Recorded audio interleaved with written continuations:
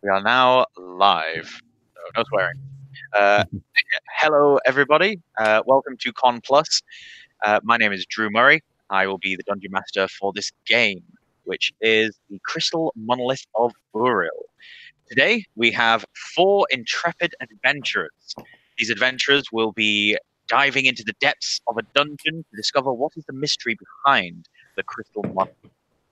Today, of our 4, we shall start with Leith. Would you like to introduce yourself and your character? Hey yes guys, I'm Leith. I am 1/3 of Power Up Gamer, who's been doing various and sundry things throughout this lovely con that we're on today. And today I am playing Gamut Furlong, or Furlong. It depends on which typo I've missed. He is a half-orc bard, specifically a skald. And this is actually a very auspicious occasion for me because this is officially the first time that I've played a bard, and now I have played every class in Dungeons and Dragons. Yay! So this, like the idea that I had for this guy is he's very much progressing in years.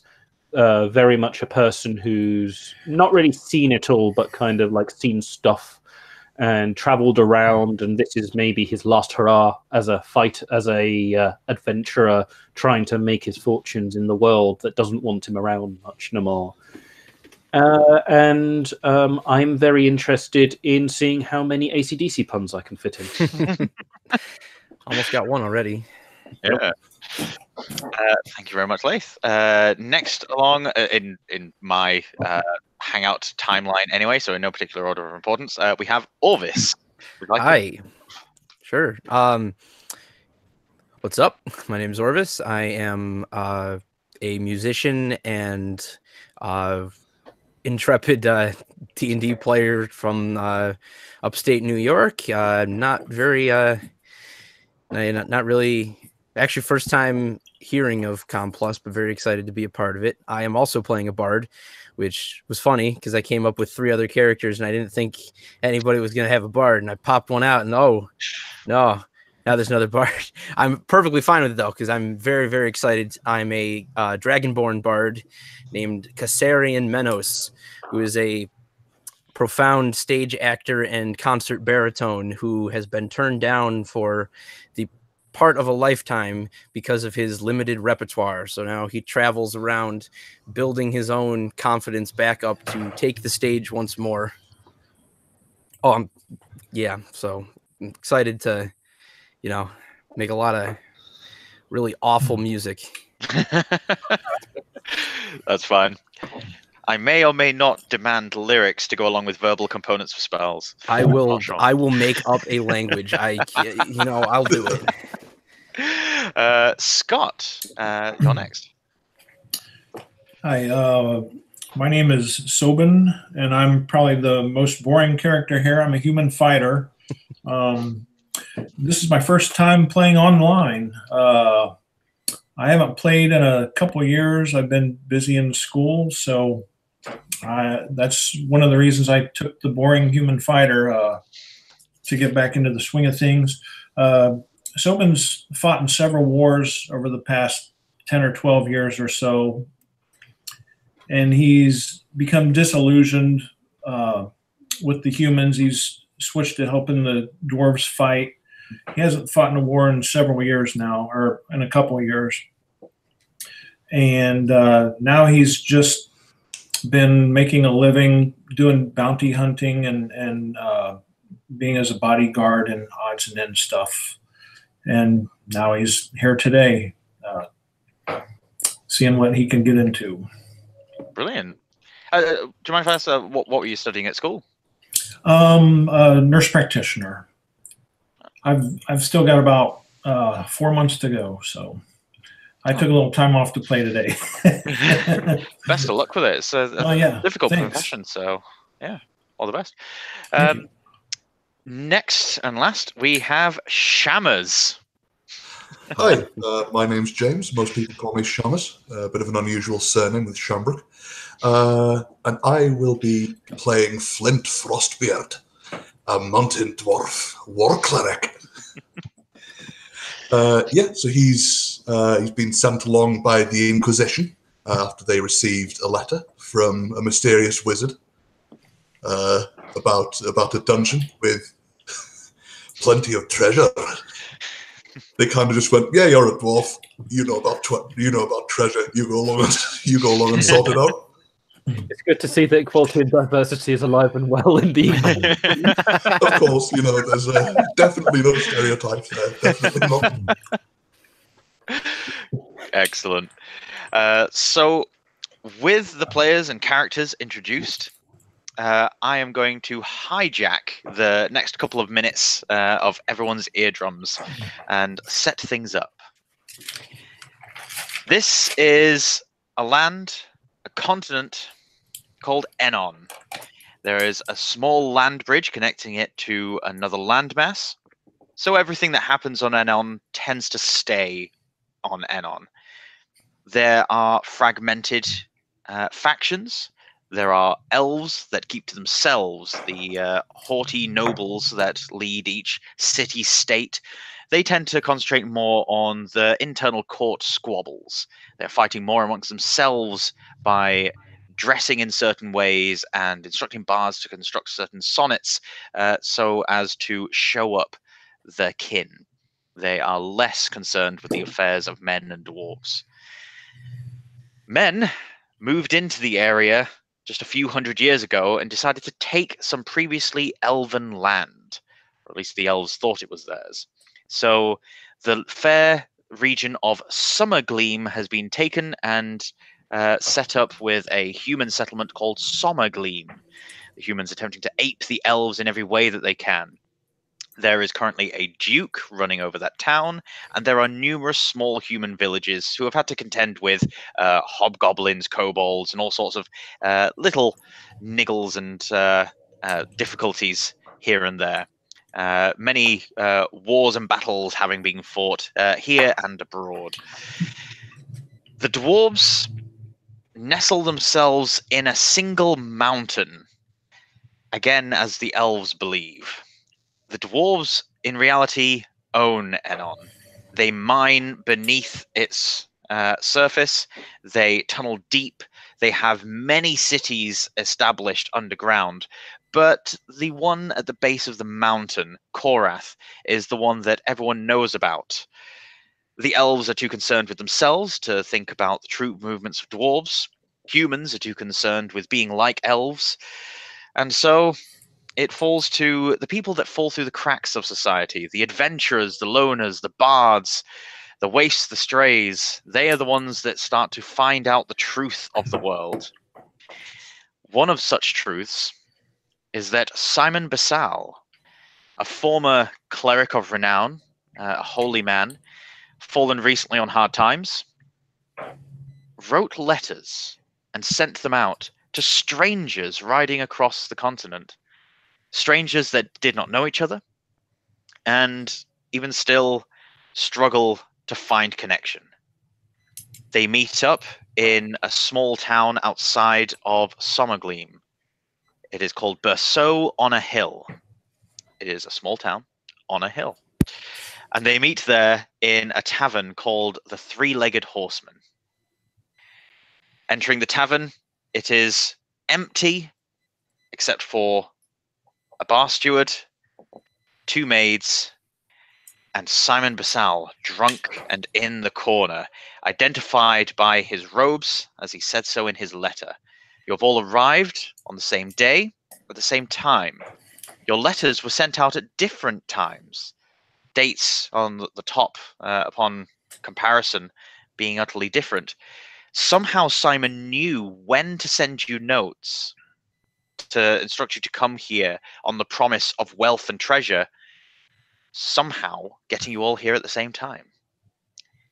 And this is where we begin. We open our tableau on these four adventurers saddling up the horses, the donkeys, jumping down from carts that they've hitchhiked onto, and finding their way into the three-legged horseman and finding Simon there, alone, drunk, drinking, and mumbling to himself.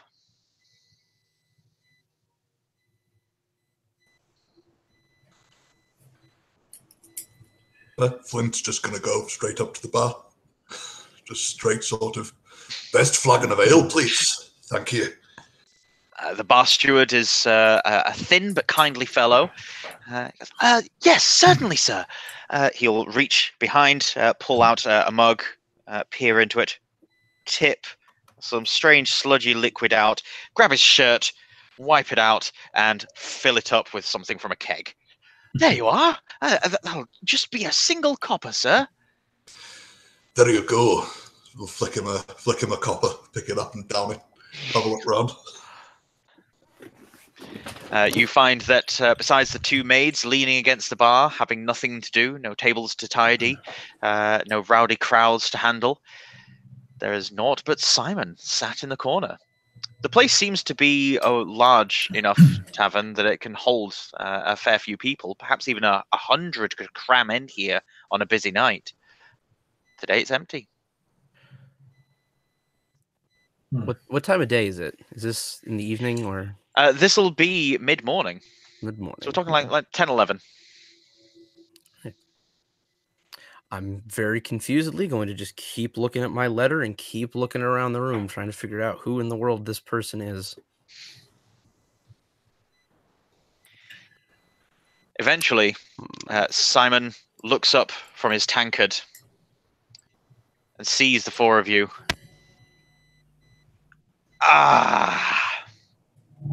You are exactly who I am here to see. As he tries to lift himself up from the table, his hand slips and he collapses down onto the floor.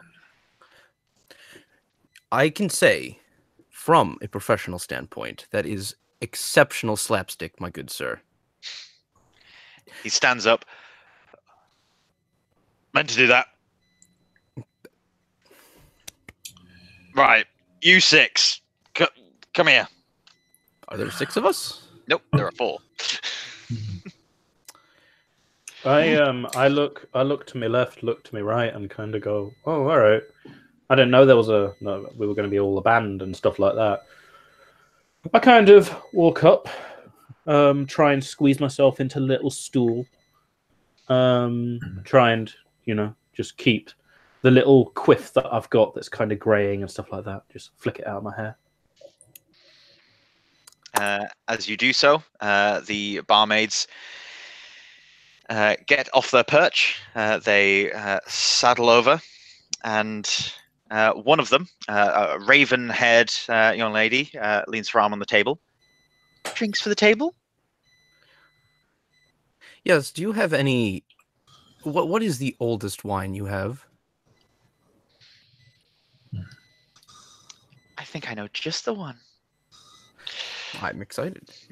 She goes away.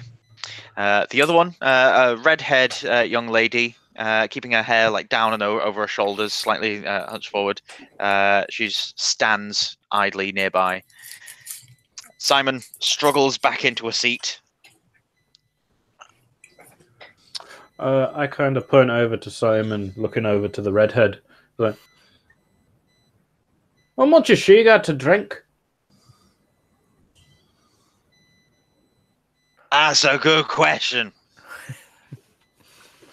You, one of you, step forward. Yeah, you. You want a drink? You want to? What? Want to? Yeah. She wants a drink. Barkeep, 2 more. More drinks get brought over. I kind of look and I kind of think, fucking savages can't tell the difference of my accent. God. More drinks are brought over, including a few goblets. And given that Simon apparently has a tab open, several goblets of wine and beer are set upon the table, more so than for one for each of you. So it seems that there's a selection. I'm just going to start sniffing them. Now, I came here because you invited me to get treasure. and I accept.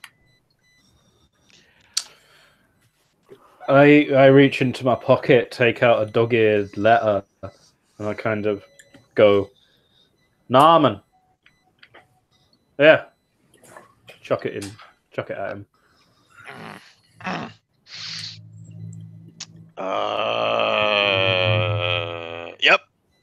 Yep. And I brought you all here today to wed this man and this woman in holy matrimony.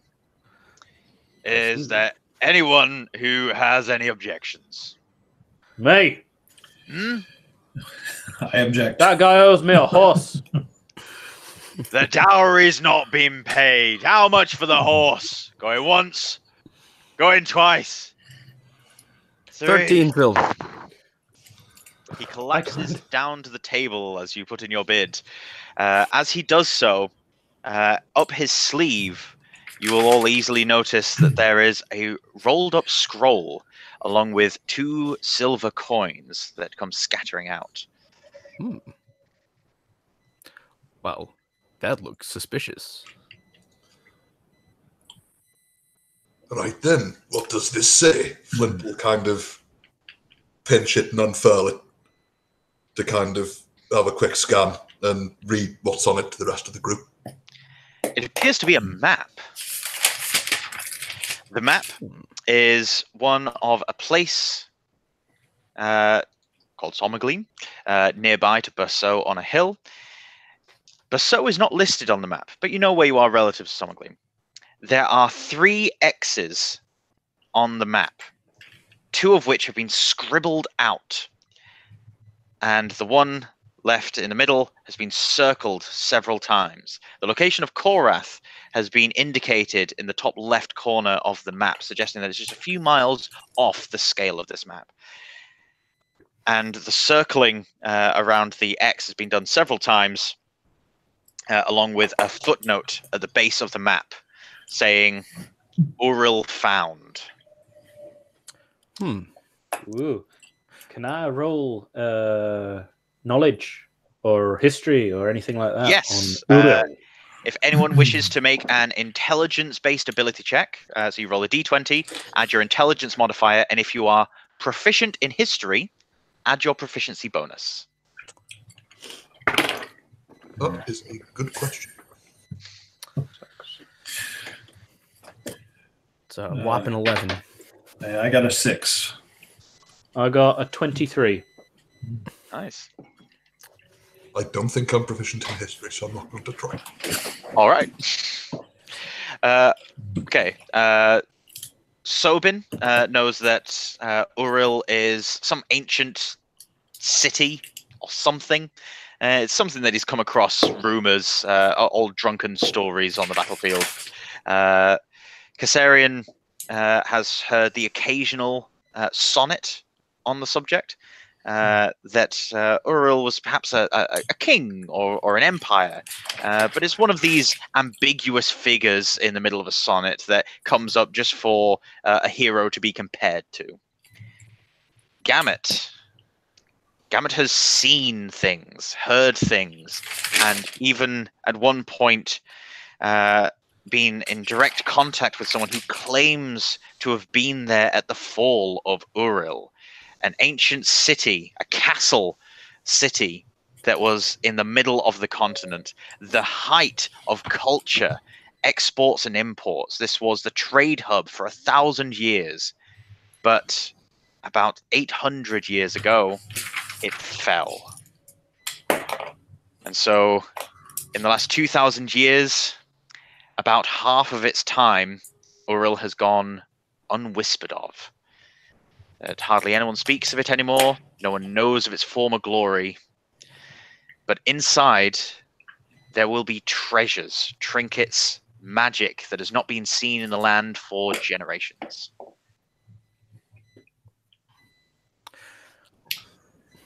I perhaps will go out on a limb and say that that is a good place to go. Hey, well, you know what they say. X marks the spot. Well, That's more than enough money to make back for the horse. I think this is a circle. Can we tell by the map how long of a journey this will be? There is a compass indicator at the side which also has a measurement on it. Using that as a rough measurement, and using your finger just sort of measuring along, you're able to work out that this should be a 3-day journey. But it's unclear whether that estimate is by horseback or foot. Well, I did just put in a bid for a new horse. No, don't bother. It's a nag. I've never trusted horses. Far too tall for me. I'm happy on a pony. Thank you very much. I would not mind walking. I always could use the exercise. That's true. I had quite a big breakfast. I could probably do burning that off. Ogbert wanders over, sees that Simon has fallen asleep, and he puts his arm around his shoulder, hoists him up, and starts walking him outside. Seemingly realizing something, he stops, turns. There's a bucket of water outside. Usually a good splash or two wakes him up, but I think he's pretty much done for the day. Probably. It's 11. Yes. Simon's fallen on hard times of late. He usually starts drinking around 9 or 10 the previous evening. I kind of look to the others and I say, I'm interested in this, but I want to know. Is there anything to know that he knows? We could do with waking him. Let's see what we can do. Simon walks him outside and sits him on a bench out the front, which, with the door being open, you can see. He grabs a bucket of water and splashes it onto the drunkard. He coughs, he splutters, he wakes up a little, and then he holds his head in his hands while Ogbert comes back inside. Is he still unconscious, or is he getting back together? He's conscious. He's holding his head in his hands. He seems to have a bit of a headache. I'm gonna kind of walk up to him and very gently poke him on the shoulder. Excuse me, we would like to ask you some questions. I'm gonna ask you for a persuasion check. Well, don't mind if I do. That is a 25. While he tries to bat your hand away and is dismissive, he goes, oh, "Make it quick." I don't know the questions. What did we want to ask? This map real? Map? Yeah, the map's real. Where'd you get it? Made it. I mean, I made the X's. The rest of it's from a guy. Did you make the circle? Yeah, that's where it is. All the treasure. Oh, and this. He reaches into an inside pocket and pulls out of his robes what seems to be a dagger blade, but flat and made out of a mineral. Seems to be emerald, perhaps, but there's lots of striations, lots of strange other elements mingled in, like this made up of layers. When he hands it over towards you, those of you with magical inclinations, and so that means all bar Sobin, you all notice a faint humming coming from it. Ooh, that is a very fancy letter opener. Anyone, if they wish to, can perform an Arcana skill check. So this will be intelligence again, and get to add your Arcana proficiency bonus if you have it. Yeah, Flint isn't the most intelligent, so I'm going to leave it this time as well. I've got a 9. 3. My Arcana is not happy. Yeah, 3, 9. Is Sobin going to induct it? Because despite not getting a vibration, he'll still know things. I rolled a 16. I've got no bonuses for Arcana. But Right. So while Gamut and Kassarion will recognize that this is a mineral, that there's some geological component to it, and that a lot of things like this usually have some magical attributes. They're usually used in alchemical supplies or as magical foci. Sobin has seen this before, and he recognizes it. This is a magical crystal. He knows that crystal like this is often used by wizards in spells, that if you can find a large chunk of this, it is beyond valuable to a wizard. Spells are difficult to create, and so wizards learn them from either powerful beings like fae or dragons, or they find crystal monoliths. They find a monolith of crystal that has magical energy inside, which when they spend time attuned to it and learn the vibrations of it, they learn new spells that have been long forgotten in the world, spells that do not exist anywhere else.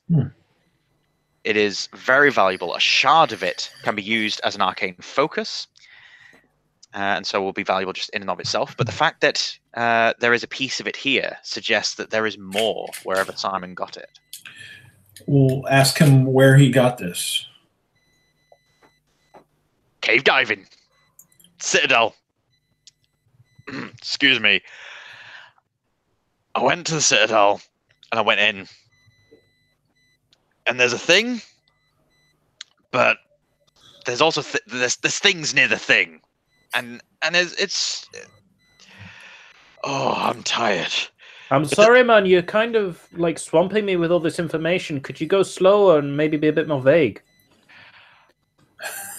Was about to say that's very descriptive of you. I have been compared to a bard in my time. Well, I look over. I look over. Say. Yeah, well, yeah. You know, like that is. That is a very astute comparison. I have known many like you.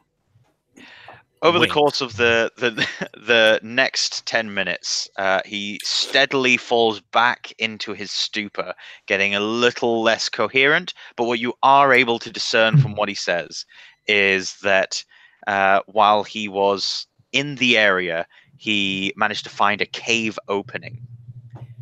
This cave opening, he managed to find the shard there, but that he was chased away by a monster. He didn't describe the monster fully, but it certainly has arms, legs, and teeth.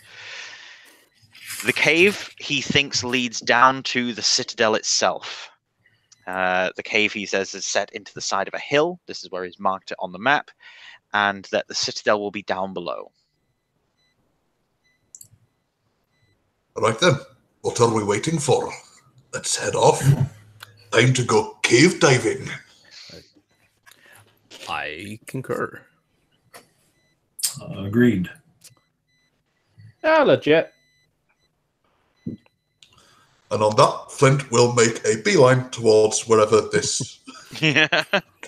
I will He polish won't my even shiny sort button. of like check to see whether everyone else is where. He'll just go right. Okay, and sort of like walk off. Heading off. Okay. There will be a travel time involved in this, which means that to travel overland over the hilly, rolling grass plains with very little in the way of landmarks, we're going to need a guide. Which one of the party is going to volunteer to make the survival skill checks necessary to get there? Let's see. It's my survival. I should really check this. I have a +4 to survival. If you guys would like, I can be navigator, but you know, I bow to whoever has the best numbers. Got +2. -2. I have +2. Okay, we're not going to let you go, okay, dude? Just try to stop me. Yeah. It's actually a -1. Sorry, I forgot about Jack of all trades. Mm. Right. So it looks like Gamut is going to be the lead on this. God, this is gonna get so wrong. The first day of traveling, overland, on foot. Oh dear. 15. 15. Yeah. As you are traveling overland, the cold coastal winds from the south start to blow harsher and harsher, the sky overhead turning grey and thick with cloud.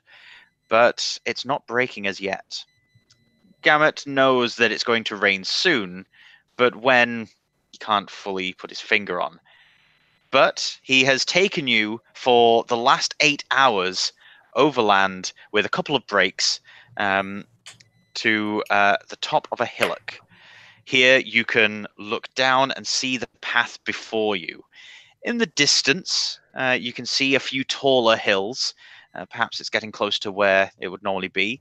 To your left and to your right, so east and west, or rather southwest and northeast, you can see some farmsteads. There are smokestacks coming out of the roof as if fires have been lit and supper is being prepared. And here you are, far from any trees, any cover, on top of a hill that's getting dark and cold for the night. Well, that Right. looks like a sweet little place. Do you guys want to attempt going down into the town, or do you want to camp up here where we have a vantage point on anyone that wants to try and attack us? Rain's coming. Unless you want to dig a hole to get out of it. I say that down in the village is a good idea. Yes, I'm sure someone there will be courteous. I got gold if need. I kind of reach into my pocket and, there's, I try to take out like a load of coppers, maybe one or two silvers of various denominations. All right. Well, I am gold. So I kind of look at him. I kind of look at him with a look of like, oh really? And then I kind of go, oh yeah, I have to test your purity there, man. And I kind of reach into my pocket. I am a gold dragonborn, so you okay selling you okay selling your scales, man? It was more metaphorical, but if we need to. I kind of look at you with a look of like, what's a metaphor mean? But okay. So to the southwest, towards where this cold wind is coming from, you see that it is a herd farmer. You see pigs and cows and sheep in various paddocks, along with a few barns. And to the northeast, further away from this harsh wind, behind a few hills, is a vegetable farmer. Well, I suppose the vegetable farm will smell a lot better. I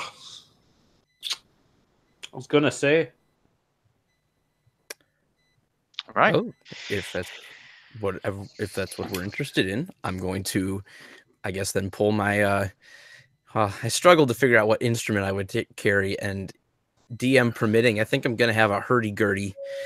I'm just gonna start. Yes. Just start droning, walking up, and just. Hello. Good evening. I'm going to help by blowing on my longhorn, which is this titanically large 5-foot monstrosity of a thing. I've also And brought. I'm going to just like, he's like, and I just go.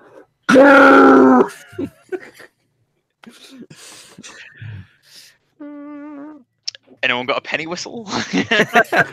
I actually have a church organ in my back pocket. We could use that. Oh, great! Yeah, I'll get my kazoo out. We'll be a marching band soon. So, approaching the farm with fanfare, a small family comes out in both number and size. They appear to be halflings. They scurry out of the farmhouse, some of them covering their ears, the children laughing and clapping. Dear, what's that racket? What are you doing out here? Excuse us. We are traveling through, and we were wondering if someone here might be generous enough for compensation to allow us dormitory for the evening.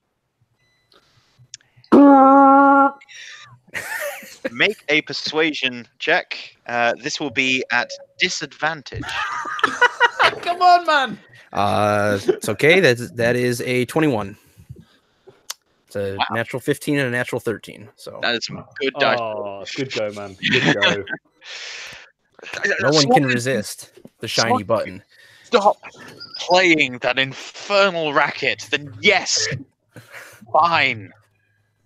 Come on in. We're serving supper. Why, thank you. I have a very proud look on my face of look, I got us food, man. Didn't have to say anything anyway. Yeah. Being escorted inside, you see that there is a longsword set high above the mantle by the fireplace. That there is a mannequin in the corner with a set of leather armor made for a halfling. Perhaps someone a little less portly than the gentleman you see before you, but it may be that that was his in his youth. The rest of the house is set up mostly for family life. There's a few rugs and tapestries, definitely cheaply made. There's a table, several stools, and there's a small reading nook, which is more shelf than books. You see that there are but 3 such volumes gracing their shelves. And a few other rooms without doors to separate them, leading to bedrooms, a storage room, and a kitchen. Feel free to make yourselves at home. Just I'll sort yourselves out some beds. Well, thank you very much. Thank you for your hospitality. Thank you. If anyone wants to make any history checks based on the sword or armor, or if they wish to make any use of the library, they may do so. I'm actually gonna take a surprising interest in the armor and the sword and all that stuff. Like Gamut hasn't had like a fantastic like knowledge of all the wars and fighting and stuff like that, but you know, like I always had the idea that he's kind of got some idea of like who's doing what and why is a halfling about, you know, like that kind of thing. So I'll roll out, and that's not very good. That will be a where is it? That'll be a 12. You know, the halflings are a very ferocious people when they get going, and that while they are not great smiths themselves, at least by reputation, this sword has certainly been made by a halfling smith. All the telltale characteristics, finely made, but old, well looked after, also recently oiled. The armor has also the markings of a halfling tailor. Halfling leather is renowned for its hardiness. But the uses of these, while evident on the armor itself, you can't think of any stories or any wars that he may have been particularly involved in. You can't be sure that this halfling's armor. It may just be a family heirloom. I kind of, you know, if there's anybody about from the family, I kind of point up to there and I say, I'm going to assume it's just like one of the kiddies. I'll just kind of say, "Is that your dad?" Uh-huh. I kind of look over to Flint. It's not bad. Hey, I'm used to dwarven armor, so it's not as well made as I'd like, but it looks like it's quite good for a halfling. Bit of halfling armor, halfling weapon. There are 3 very small children. One is only a toddler, struggling to get about. but seems fascinated by Flint's beard.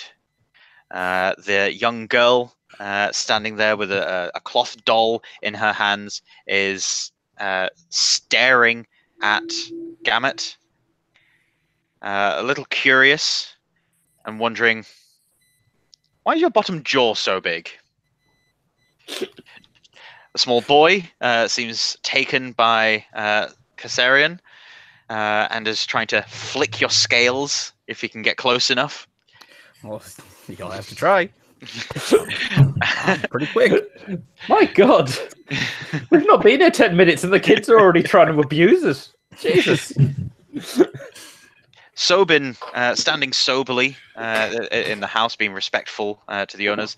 The eldest, a young woman by the name of Sally, that you can tell is her name is called through several times. She sets the table. She eventually wanders over and asks, "Have you seen fighting too?" I have seen fighting. It's been a few years. Has this sword and armor seen in many wars?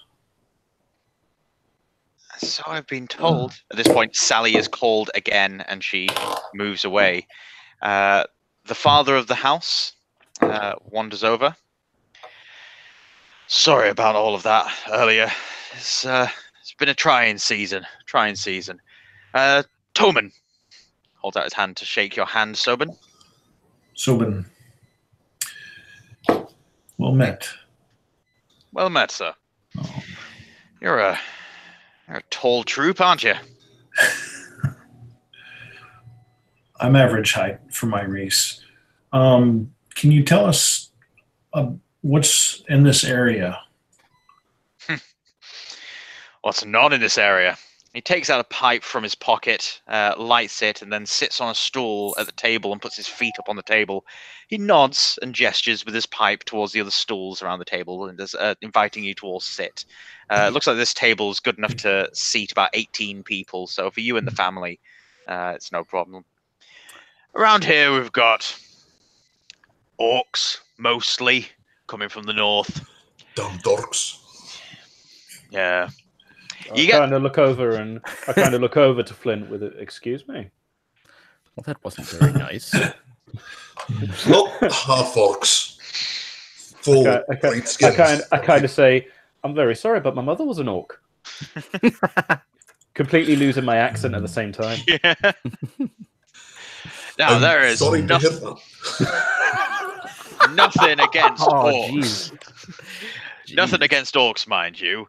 They're a good hardy race, but by golly, this climate's got to them. The orcs, they can be a bit of trouble, be a bit messy most of the time when they're roving through. Usually they're after the caravans to leave us be, but lately they've been coming down and seeing what they can pitch. It's all those elves. They've been roving further north, trying to get something or other. But it's been disturbing the orcs, moving them out of their homelands, and they've been traveling south. That's been agitating the goblins, because the goblins have been having free reign for a while. And thanks to her dukeship, it's not been easy to get help out here. We had to start defending ourselves. But I will say that when it starts getting to about this time of year, they quiet down a bit, so we should be fine for the evening. So where have you lot come from then? You don't seem to be family. How could you tell? I've got an instinct for these things. It's very, very sharp instinct. I don't know what you're talking about. Flint and I here are getting engaged. These were our two witnesses. Of course. That's right. I did pay for part of the dowry. Yes, I still owe you that horse, I think. From somewhere. We've been looking to get that horse out the family. Don't trust them. Far too big for me. Must prefer ponies. Yes, you've stressed that before. The rest of the evening progresses supper is served. It is a potato broth served with flatbread. You are offered a watered-down mead to go along with it, and you are shown quarters next to the children's room.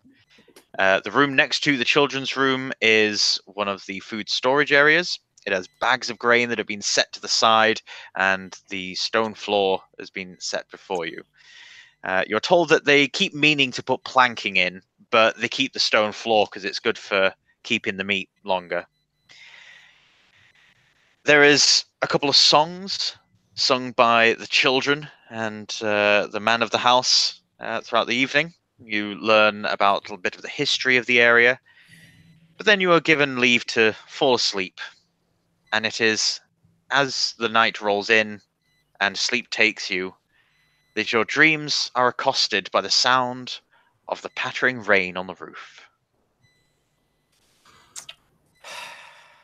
Also, during the festivities, if there's sort of any break that the kids are sort of wandering around and need a bit of entertainment, Flint is going to go, I've got a cool trick. Do you want to see it? If there's like a fire anywhere kind of burning. Yep, there is a fire in the hearth going constantly, and all 4 children will be enraptured. He will click his fingers, cast thaumaturgy, and change the colour to sort of, constantly click and change the colours of the fire from like red to blue to yellow to green to purple to sort of all these kind of keep the kids entertained for a little bit.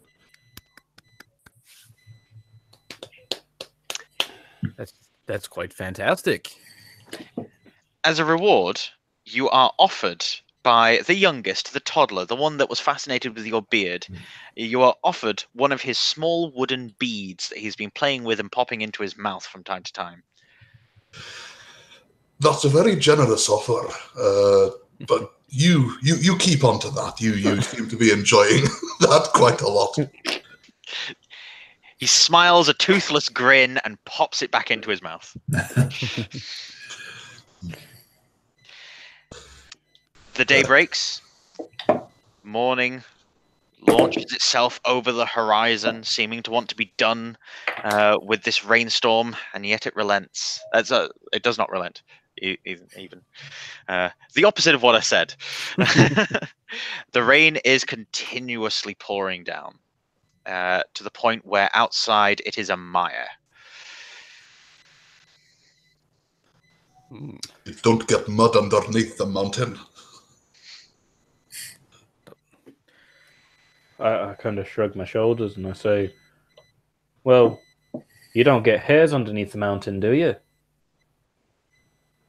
Depends what type of hair you're on about. Tasty ones. True. I see. I thought you were speaking about hair on the head. That's what I thought. I kind of look at you guys with a look of like, what's hair? As I kind of like touch my bald pate that I've got on my head. Just from the recent stuff, I've got the feeling that I'm a mixture of like James Corden and Ving Rhames. It's great. Just got this idea in my head of it. Anyway,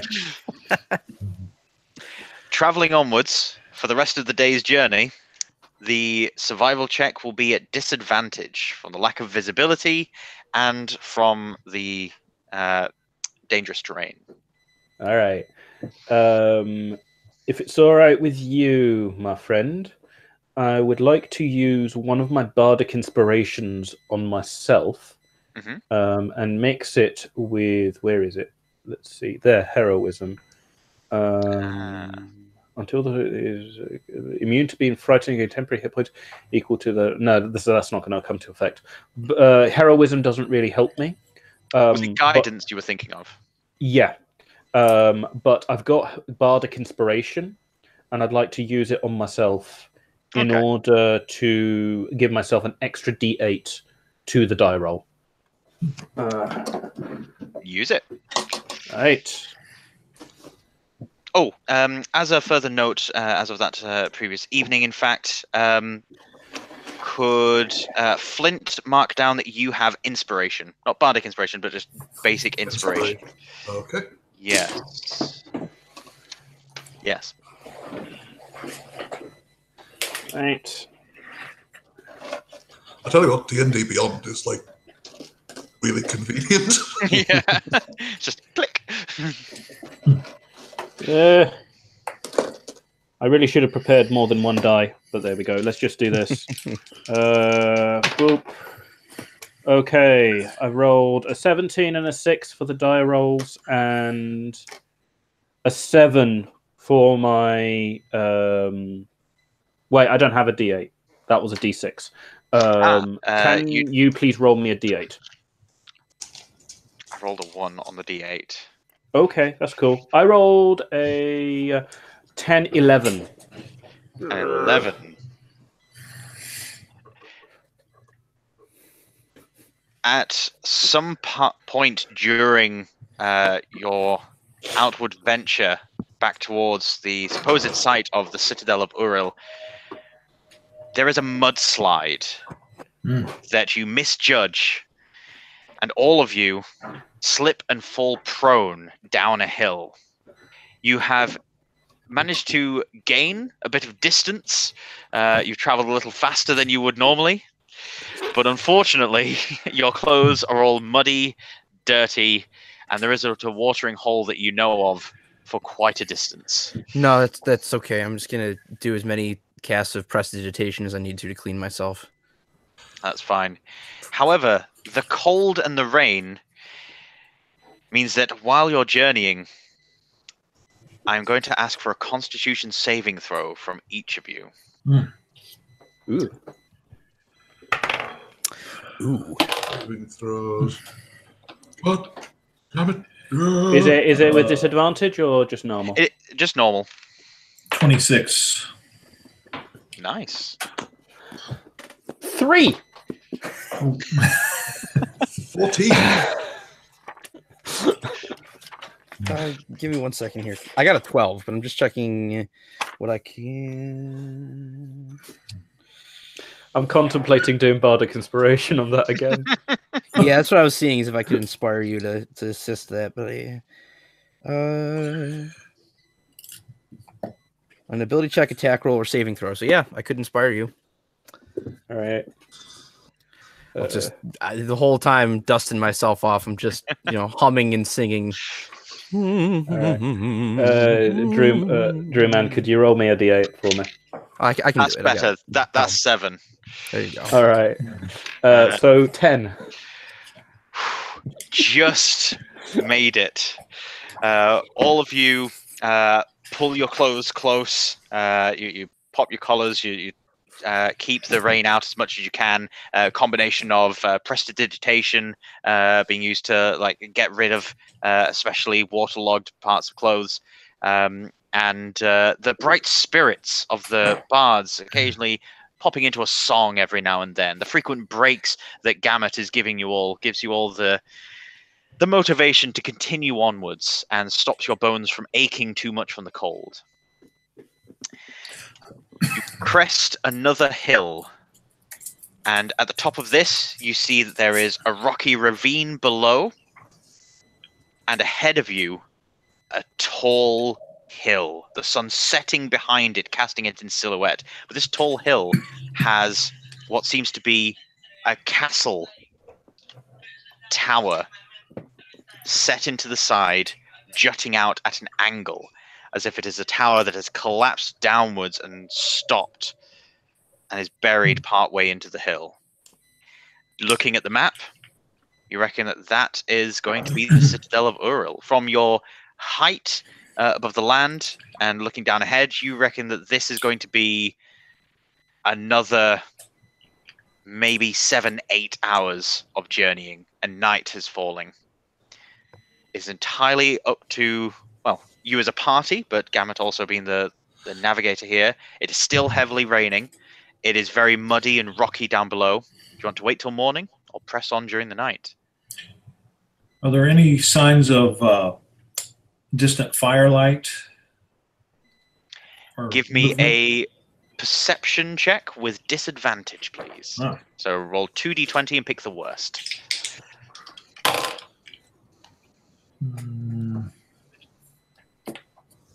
Let's see, 11. Let me see what my... Oh, 16. Very good. Having a look through the rain, you notice that there are a few shapes moving about in the distance, but they're most likely just the local fauna. There's nothing approaching. You see no fire. Nothing seems to be out. You are far from civilization. You're a day's walk from the outskirt farmland. So anything that you find nearby will likely be some sort of makeshift camp by a south-traveling orc band, if anything. But you don't see any fires. You don't see any evidence of them. Okay.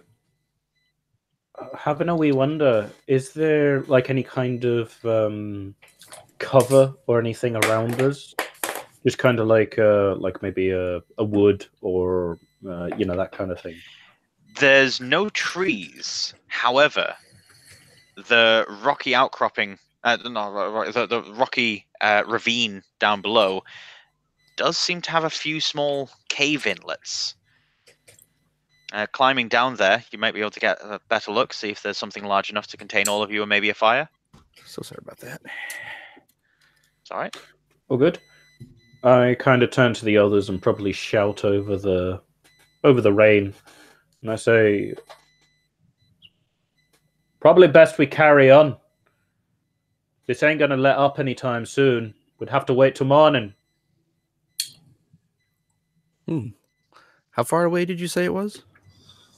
It's another 6 to 8 hours walking. I kind of put up my hand in like symbols, and that's going to kind of be like 6 to 8 hours. That's quite a long time to travel in the dark and in the rain. We did just slide down a mud hill. Our journey probably will not be benefited by not being able to see it. Ravines are ravines, 'cause they flash flood. Yeah, I'm not a fan of the ravine idea with all the rain. Unless you want to sit right here, you got nowhere. Is there a way to get across the ravine, or is it just blocking our path to kind of? It's sort of blocking your path. You can walk around it. It looks like it'll take you about 15 minutes to be able to walk around and get to the other side of it. So it's not impassable.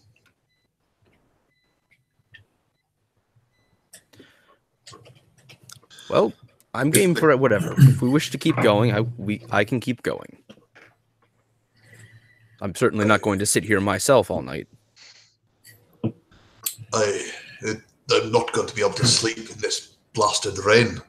Yeah. May as well keep walking. With no shelter, I say we continue.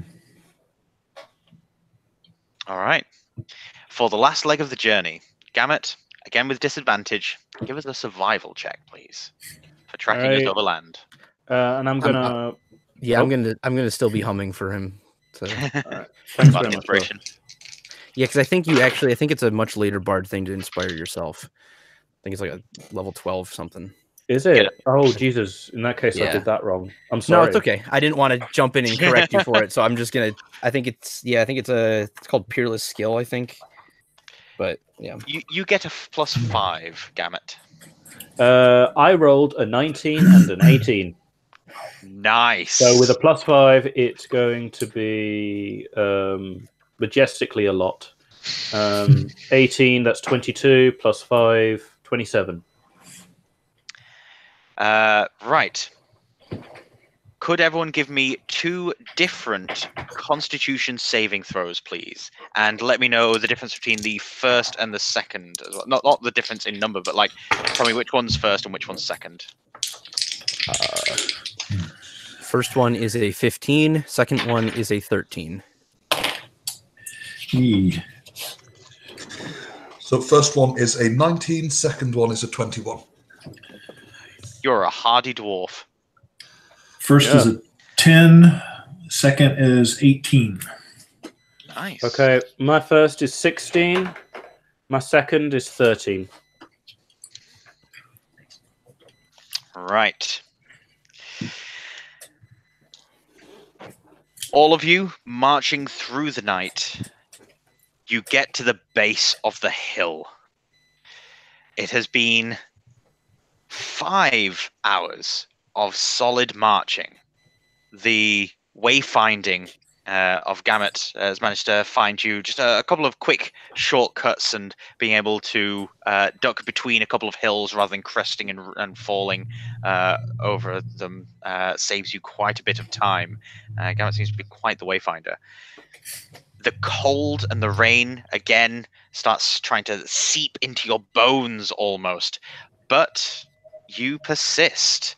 None of you getting any exhaustion or taking any cold damage because of it. However, forced marching in the cold through the night, it's getting to a point where you're starting to lose sleep. Only Sobin and Flint managed to fight back the force of tiredness upon them. And while you take no damage, Gamut and Kassarian, despite your best efforts and trying to keep everyone motivated, it seems to have worked for them, but for you, you both have the first level of the exhausted condition. Noted. So for reference, that's disadvantage on ability checks. So not saves, not attacks, but skills. And the only way that that can be remedied is with a long rest. It is the early hours of the morning, just gone midnight. It is still dark. It is still raining. You're at the base of this hill. You can see the mud cascading down the side. It's going to be a difficult climb up there, but you can see this tower jutting out. And from Simon's description, this crevasse that he saw was on the top of the hill. So it'll be climbing this hill that you need to do now. If you wish to do so, it will be an athletics ability check. However, you do find that at the base of this hill, there are a number of bushes around a rock outcropping, providing shelter. If it's all the same to you, I would love to take a little nap.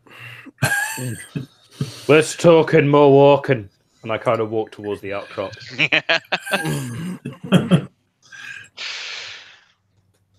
Okay. Well, I need 5 minutes to clean the mud off my holy symbol. I'm just prestidigitation as we're going. Clean it for him. Sleep it is. I'd imagine Sobin and Flint, being the hardy warriors that they are, they're used to this sort of forced marching in the dark and the rain. Yeah, I mean, we don't get this much in theater camp.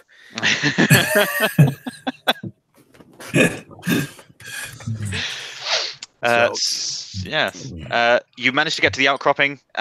If any of you have a flint and steel, you'll be able to light a fire using some of the branches from this, and maybe a torch. I'll use my breath weapon and just. Actually, I have as a spell. I have Sacred Flame as a cantrip, so I can just sort of cast that. And I imagine Orvis is assuming that since we're going to have a long rest here anyway, that you'll be getting that breath weapon back before long. Yeah, I'm in the headspace. Why in the world, after walking for like 13 hours in the rain and everything, I would not automatically just see a pile of sticks and light it on fire because I know I can. Oh yeah, I just got the impression of like Orvis is just kind of sitting there going like, "No, I'd light anything on fire at this point." At this point, I'm pretty chilly. I'd love to warm up a bit. So yeah, I'm just throwing them together and just lighting them on fire. So as you're all sitting, the patter of the rain on the stone above you, and the rock slab that presents you a respite from the mud as well, being large enough to fit you all on, presumably consuming your provisions, having a day's worth of rations.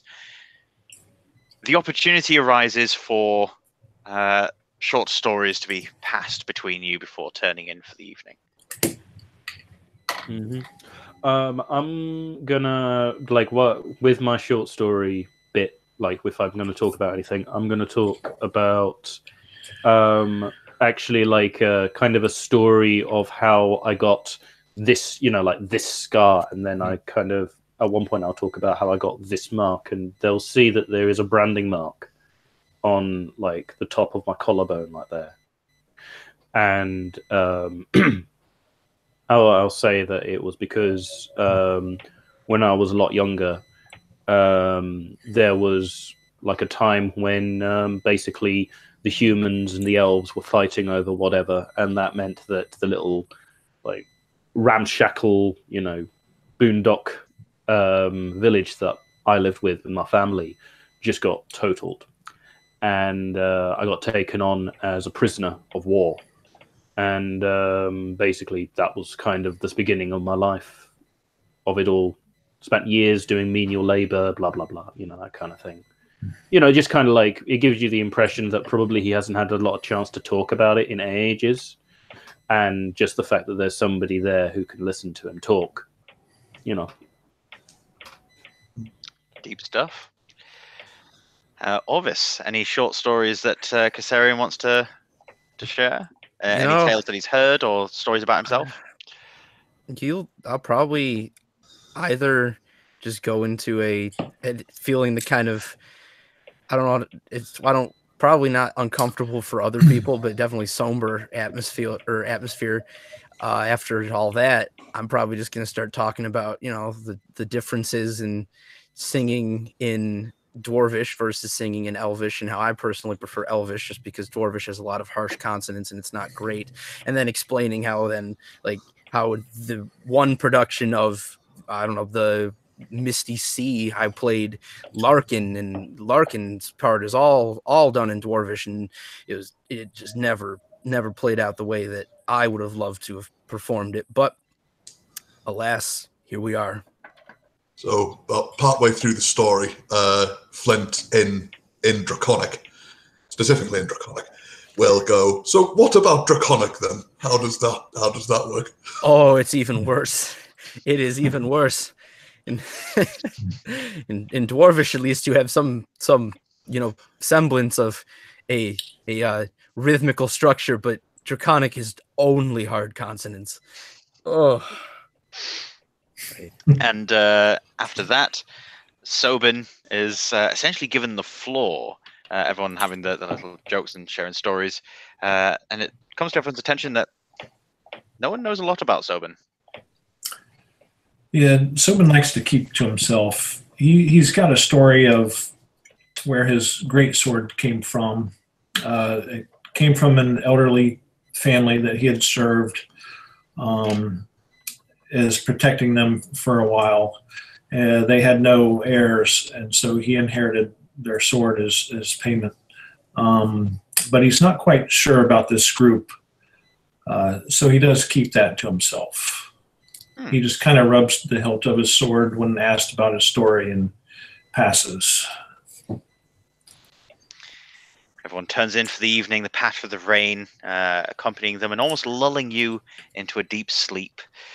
Does everyone go to sleep, or does anyone stay up and take watch? You don't want me to take watch. I'm going to sleep. Flint will stay up and take watch. He's not under exhaustion.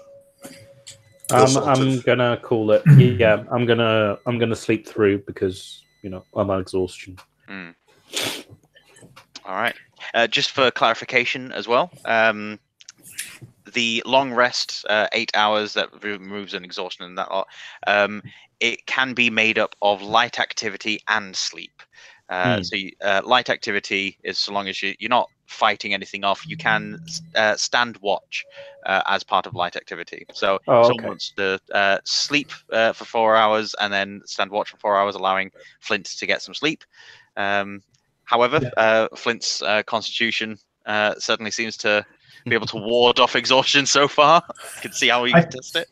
I can split the watch with Flint. Okay. That's fine. Okay, so Flint's taking first watch. Flint, give me a perception check, please, with disadvantage. You've still got heavy rain, and you're on the near side of a campfire. Right, okay. That is not terribly great. So that is a 6 overall with my bonus on it. All right. Excuse me one moment. Oh god, what have I done? You ruined my long rest is what you've done. Dear God. You hear noises throughout the evening, some of which could be crackles of the campfire, some of which could be animals slaughtering each other. It's difficult to tell. The wind is starting to pick up with its howling as well. But nothing approaches.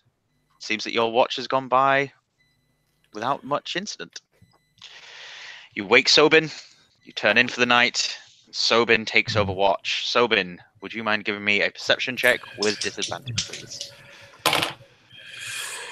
Oh, not bad. 19. 19. Yeah, 14 and a 17 plus bonus. Something that I would also like to note, Scott, could you note that you have inspiration, please? Oh, okay. Yes, sorry, what was your total for the perception there? 19. 19. Towards the end of your watch, as the sun breaks over the horizon and starts to glint through the raindrops, you note that not only is a thicker, darker cloud swooping in from the south towards you, suggesting that this rain is not going to let up for days now, but there is a small face peering over one of the nearby hillocks. And when it notices that you're looking, it ducks down again. You couldn't catch any of the face's features, just that it was a head, really, more than a face. And a hand, grey in colour, slips away down the side of the hillock. So you don't know the size or manner of this creature, but you know that it was watching. But it seems to disappear. How far away? This will be about 80 feet away. Okay. And you say this is pretty much at the end of our rest? Pretty much, yeah. We'll say this is in the last half hour of these 8 hours. For yourself, we'll call it a long rest, but okay. For me to sleep. Okay. So if I wake the two bards, then it won't interrupt their long rest per se? Yeah, we'll say that just Flint needs the extra half hour of sleep, but apart from that, I'll go ahead and nudge the two bards and let them know what I saw. Okay. Bards, you may remove your exhaustion. You've had a long rest now. Okay. I don't see it. Well, he was there a minute ago. He ducked down over behind the rocks. We'll just have to be extra watchful, I guess. Do we? Perhaps not. Actually, give me a second. I'm going to check the wording on something real quick. Sure. Keep going. I'll just ask him, like, any particular details, those kind of things. I didn't really catch facial features. I guess if it's only 80 feet away, I could kind of cautiously go, or maybe one or two of the bards could come. We could go look for tracks to see if we notice anything. I'll be back in a second. Okay. Yeah, I'm jigger for that. I'll go. I will hold down the camp and make sure our good dwarvish buddy does not get stepped on. I kind of look over at him and I'm like, okay. Well, that's a good thing, because to find tracks, you need survival. Yeah. So, Gamut and Sobin moving outwards. As you do so and approach the hill, you hear this commotion happening hundreds of feet away at the base of the hill, but almost around the side of it. You can just see the shape of a few wagons pulling up. But as you pull to the other side of this hill, there's no one there, but there are some tracks. I kind of, kind of go over to the tracks, have a little feel around. I have no idea how tracking works, but I assume that it's like the movies where you just kind of walk over to it and go. There were 16 people here, all of them like HIV positive or something like that. I don't know. Yeah. Yes, I'm just gonna go over and have a look. Okay. Because of how fresh the tracks are, the rain and mud is not going to impose disadvantage on your survival check. So it's just one straight d20. All right. That's a 15 plus 4, 19. Nice. You see that this creature, whatever it was, had very strange feet, almost as though like toes have been fused together, or it's a lizard man. It scrambled around the hill and up the larger hill that this tower seems to be jutting out of. You can see handholds where it's pulled clumps of this mud aside to try and pull its way up, but it's got up there really quick, and it managed to get up there while you guys were moving towards where it was. So it's fast and it's stealthy. I'll look at that and kind of point towards it with thing, and I'll just kind of go, well. I look back to where the tracks are, where it kind of dug its way in and everything, and I was like, "Oof!" Look back over. No sense spreading the party out too far. I say we're heading towards the tower anyway. Maybe wake up the dwarf and continue on. Unless No. I want the dwarf up front. Yeah. Also, I forgot my javelin. Oh my. Okay, so heading back, we'll say that examining the tracks and everything will have taken a couple of minutes, and it'll take maybe a minute at a casual stroll to get to and from this 80 feet distance. If you're casually going back and forth, that's an extra bit of time. So it'll be about 20 minutes left of sleep that Flint would need. You guys can easily get breakfast organized in that time and rest. Allow him to finish up his rest. Rise and shine, Flint. The day is dawned. That's a good 4 hours sleep. Where's the nearest alehouse? We're in the middle of nowhere. Right. A good distance away, I'm afraid. Damn it, I could do with a beer. Right then. What's the plan? While we are working on it and getting breakfast and everything, I'm going to use my inspiring leader feat to grant everybody 9 temporary hit points. Sweet. Sweet. I love temporary hit points. Like a yeah. force field. You better, because my entire build is about temporary hit points. Are you kidding me? I got so everybody gets 9, and it lasts until you take a long rest or until they're gone.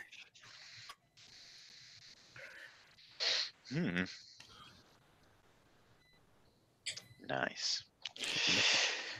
So I'm just going to double check. Oh, sorry. Something. No, 10.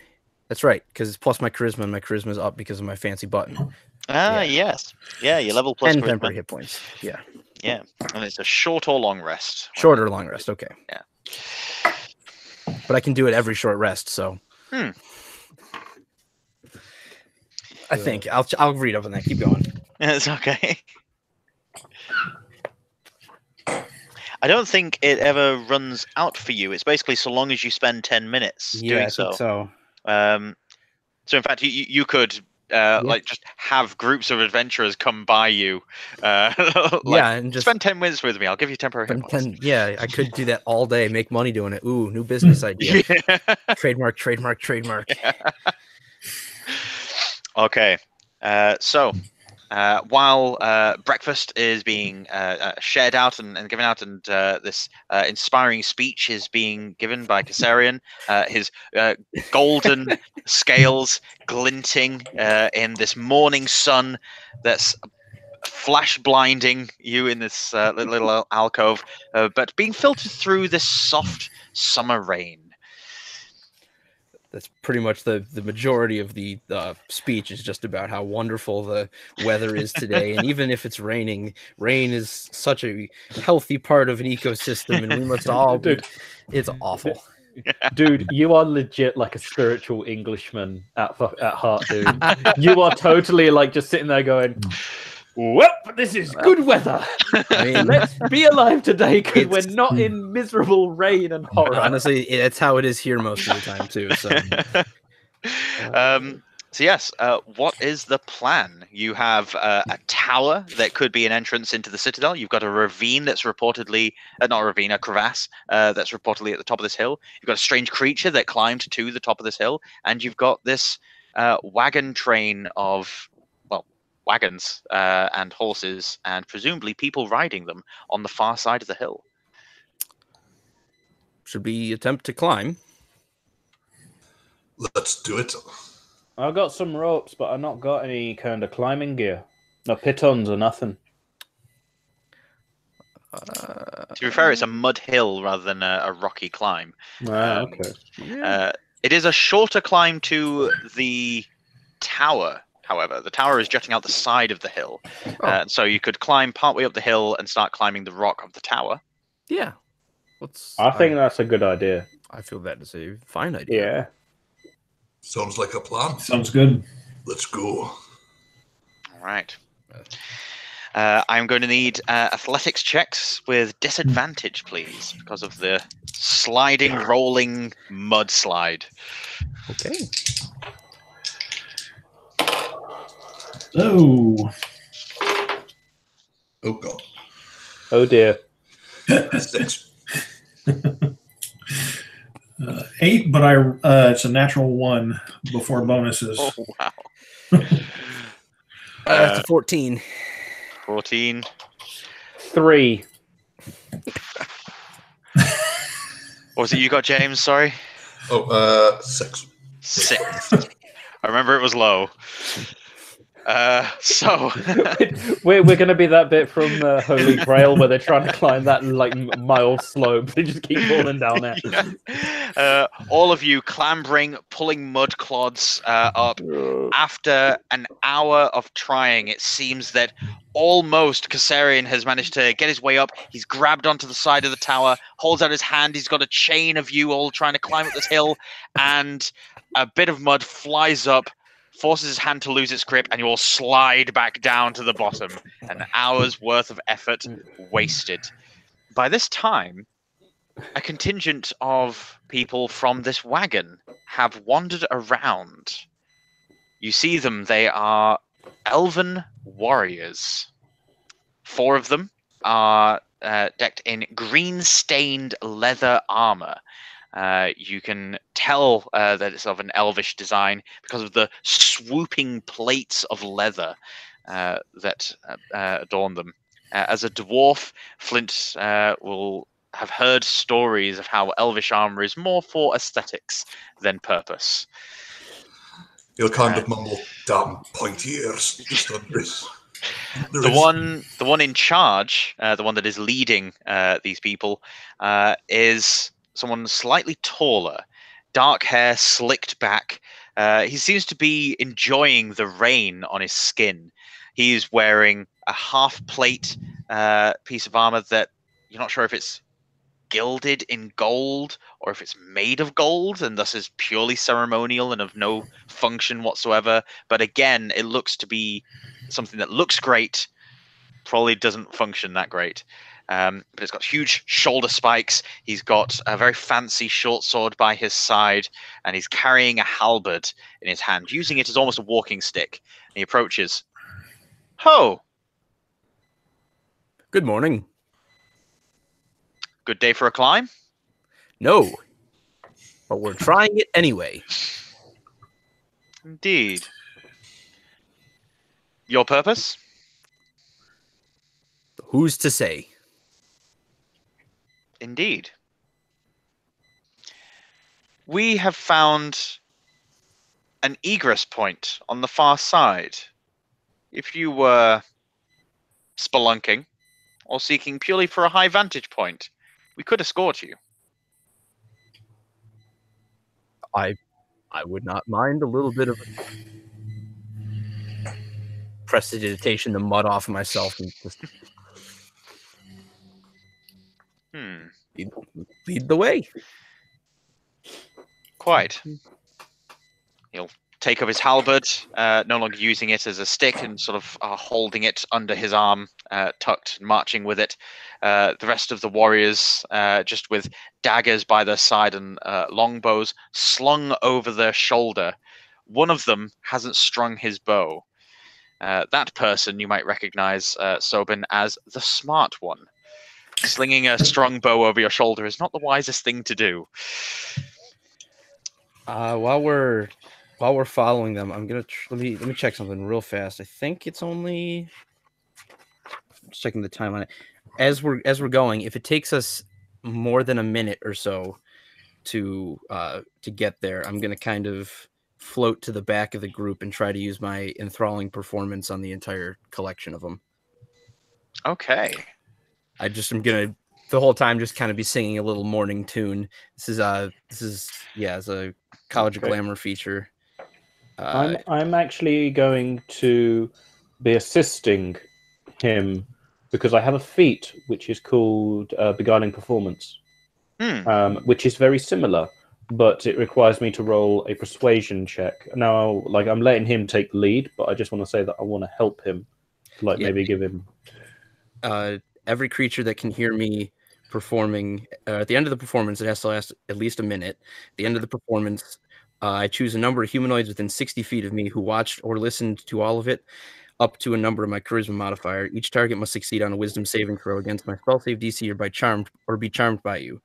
While charmed in this way, the target idolizes you. It speaks glowingly of you to anyone who talks to it, and it hinders anyone who plays with you, although it avoids violence unless it is already inclined to fight on your behalf.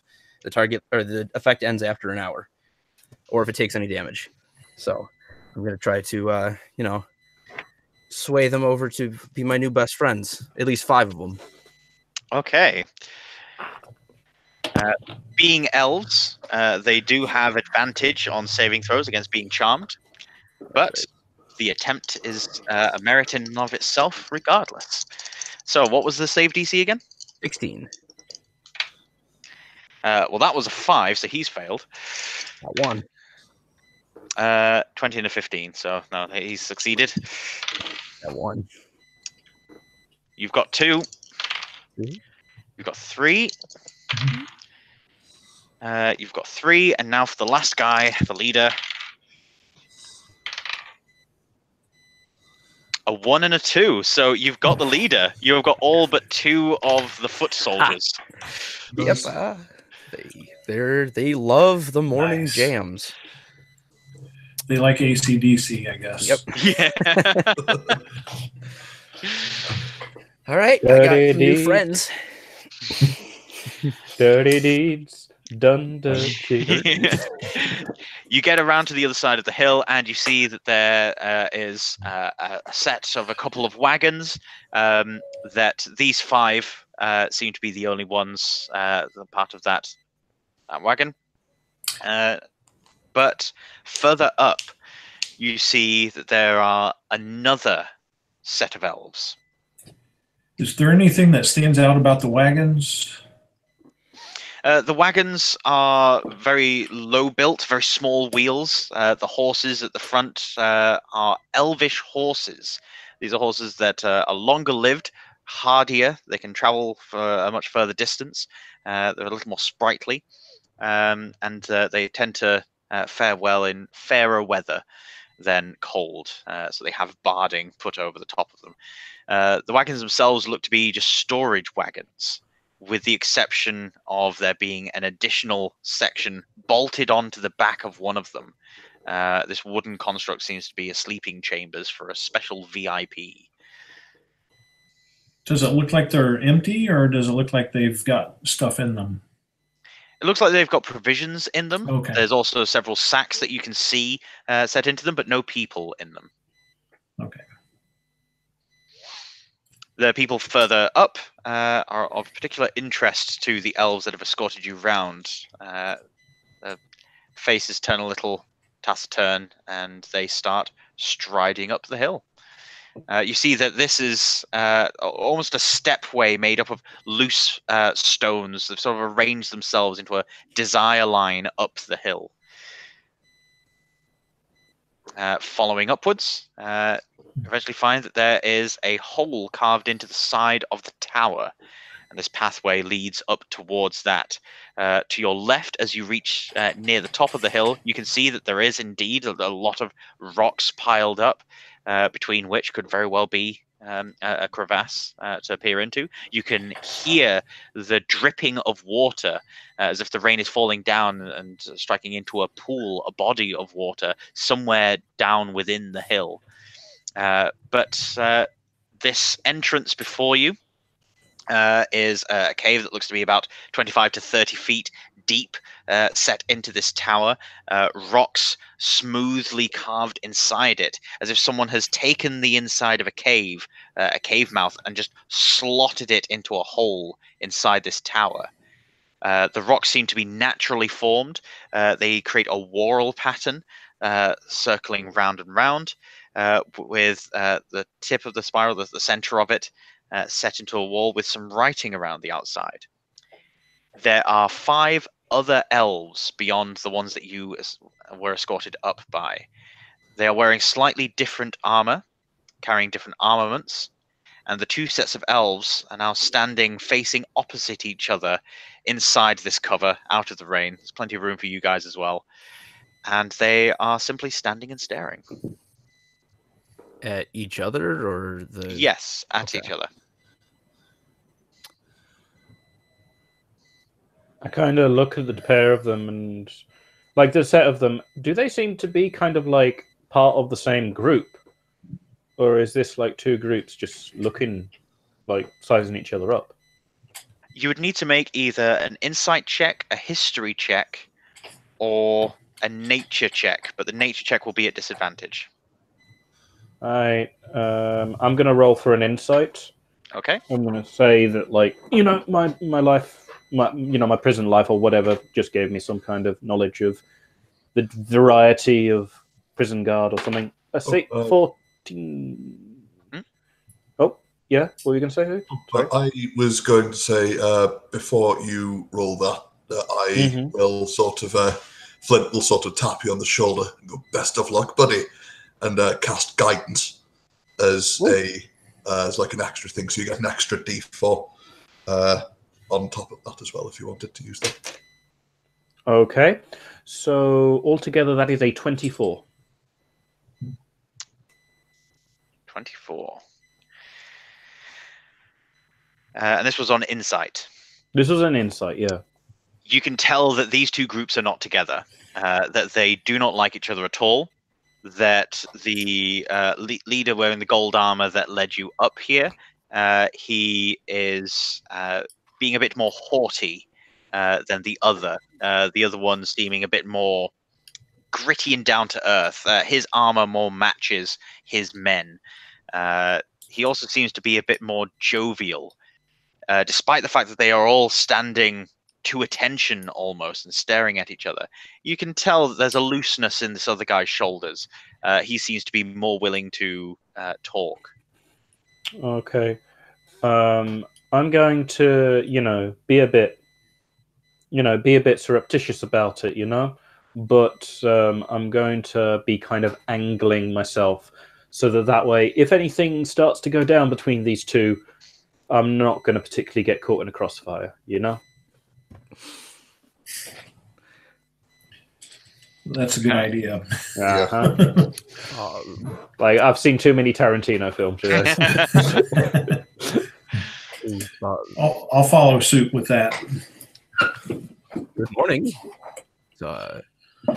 Is everything all right? Everything is fine, says the one that led you up here. The other one, however, scratches at his chin. No, it's not.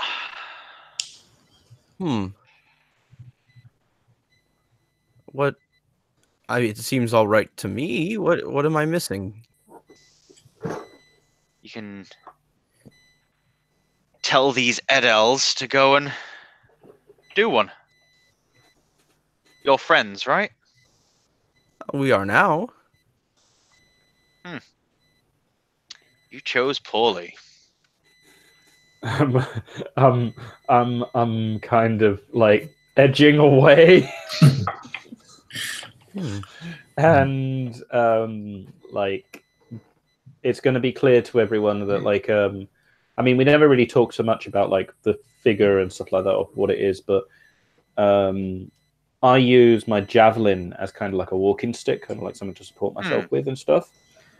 I don't have the tip on. I don't have the spear tip. I don't have kind of like javelin tip on there. You guys see me reach into like my little side pocket, which is kind of like, you guys know that's where it is. The tall, haughty elf that greeted you with golden armor. These Tackentires do not belong here.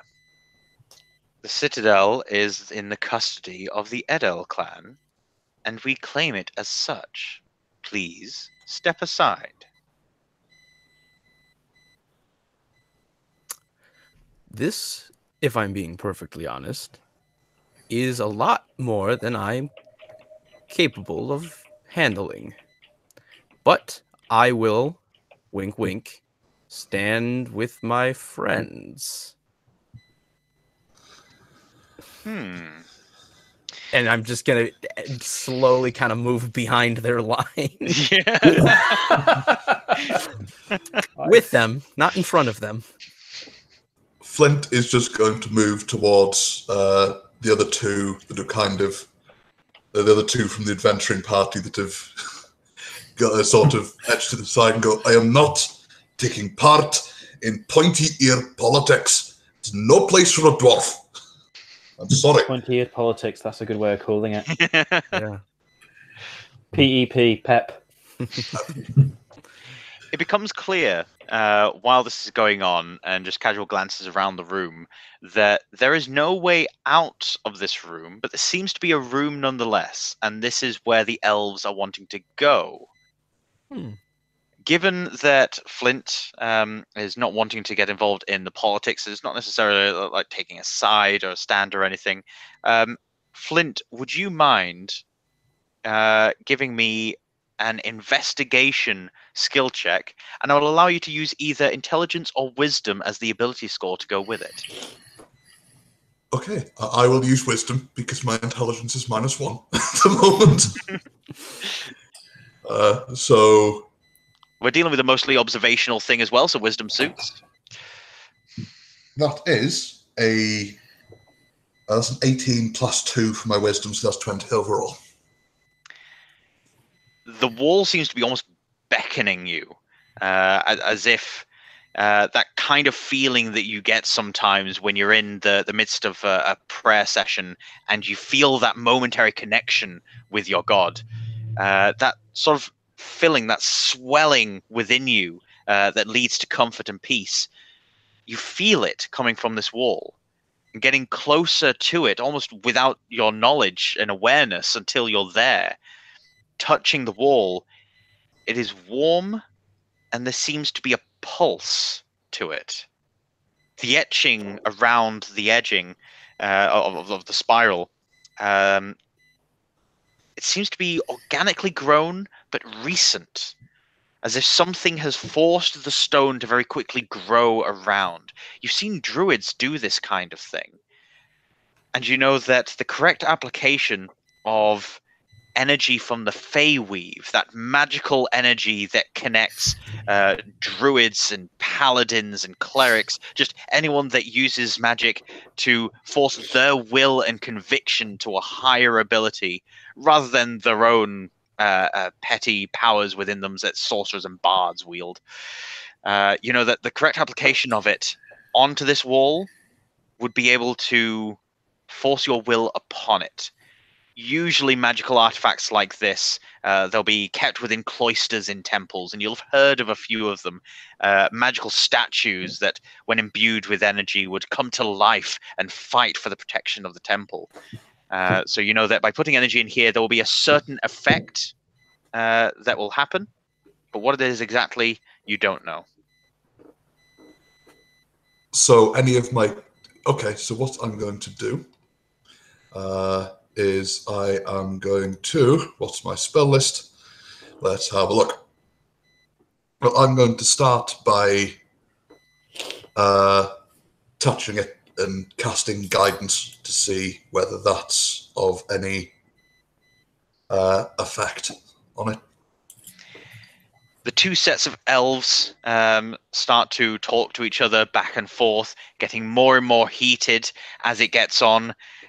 Suddenly, swords and knives are drawn just as a boom echoes throughout the cave.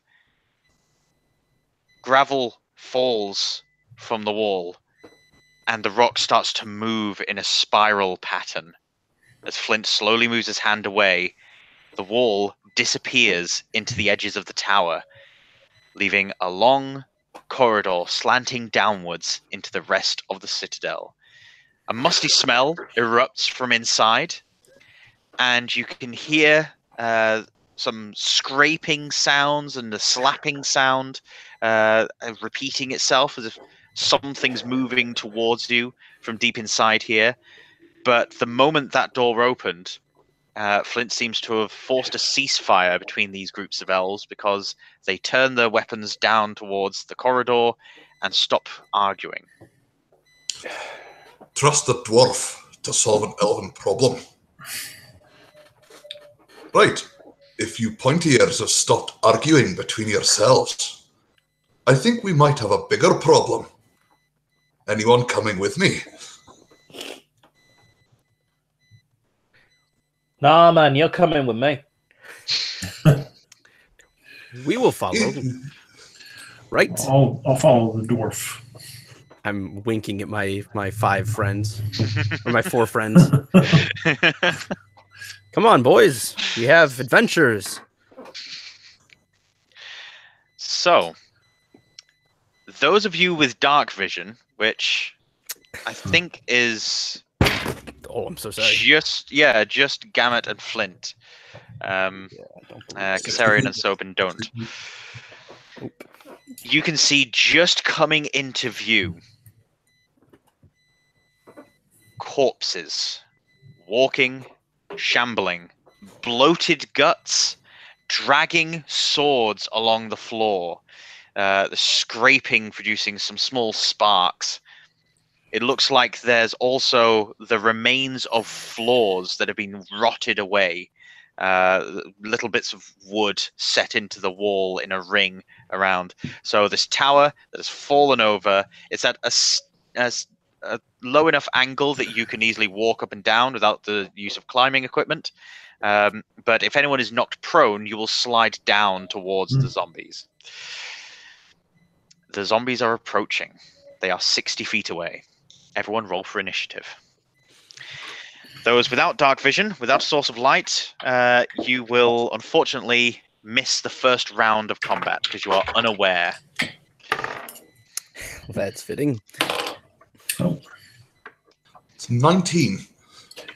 13. 21. 8. 8.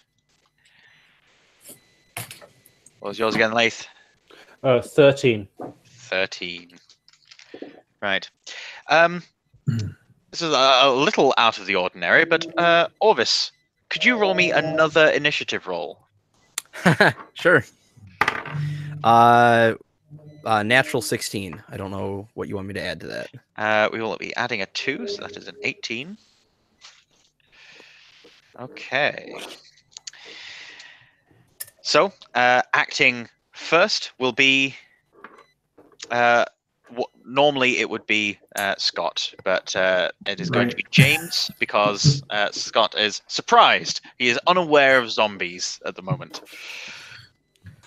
Okay, so I'm going to, as they're zombies, I'm going to use my channel divinity, turn undead. And so each of the zombies need to make a wisdom saving throw against a DC of 13. As I'm level 5, any of them that fail it that are half a challenge rating, or have a challenge rating of half, if they fail, they'll just be instantly killed, basically. Nice. That is each undead that can see or hear you within 30 feet. So you're going to move 30 feet and then just have those that are on the edge, on the periphery. So that'll be 4 that you'll be able to get. As you get closer, you see that behind them are quite a few more. Yay, fun. What was the DC again? Sorry. 13. 13. Well, that's a 14 and a 19 rolled, so they're fine. The other 2, a 19 and a 2. And you know what? Bog standard zombies destroyed. It's like destroyed. That's good. So, as you hold aloft your shield and call out your god's name, it echoes throughout the chamber, rolling down towards the zombies. 3 of them continue shambling onwards, dragging their sword along the ground. But the 4th one, off to the side, upon hearing it, stops, stands up, and seems to momentarily regain some of the life that it once had. And it calls out. Its vocal cords rotted away, and so it can't produce the words, but it mouths, "I'm sorry," collapses down to the ground, and with its own hands rends its skull in twain, collapsing down to the ground, no longer moving. Sick. You said that I was dark. Jesus. Next up, it is the elves. Those charmed by Kassarian. They have dark vision. They can see. And so, while not explicitly operating under Kassarian's directive, because they are friendly to Orvis, you have input in the kind of thing you want them to do. Yeah, they just will not be hostile towards me, and they will fight to protect me, essentially, as well, if against targets that are already hostile towards them, or targets that they would already be hostile towards. I'm pretty sure how that goes. So if they see something that's coming at them to attack them, I'm fairly certain they're just gonna, interfere with that. But I'm kind of their prime directive to make sure protect the president, kind of thing. Yeah. Okay, so them being at an elevated position, looking down at these zombies, and with it being quite a tall roof, this being the width of a tower, and quite a large tower at that, they are going to fire their longbows. There you go. So I am going to be rolling the attack rolls for that. Yeah. Oh. And it hinders anyone who opposes you, although it avoids violence unless it was already inclined to fight on your behalf. So, fairly certain this is... They had weapons drawn, they were ready to fight, and zombies, they kind of snap people out of wanting to squabble. Negotiate. Yes. Okay, so they let loose a volley of arrows. The one that you didn't manage to charm of the sort of... troop with the bows, quickly trying to string his bow, watching everyone else and realizing that they're losing their arrows. So he strings his bow and sets it up just by the time this round finishes. The leader, however, with his short sword drawn, points downwards and yells, "For Edel! For the plains! For the kingdom!" and charges down past Flint and gets into melee range with the zombies. Gamut. All right. I mean, I think this ship has really sailed, but in my honest opinion, I've got dark vision and all. Can I honestly have? Do I know whether or not we could actually win this fight?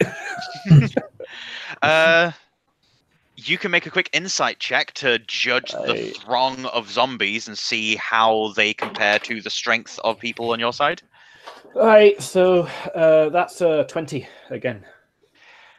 This number of zombies, given how slow they move, it would be a hard-fought fight, but it's winnable. All right, I'm going to kind of like, well, with the insight check, yeah. Mm-hmm. Could I see whether or not they're kind of like? You said that they were like wet and bloated and stuff, didn't you? Yes. Oh, okay, cool. I was, yeah, no. You know what I was thinking about. Anyway, so I'm going to kind of like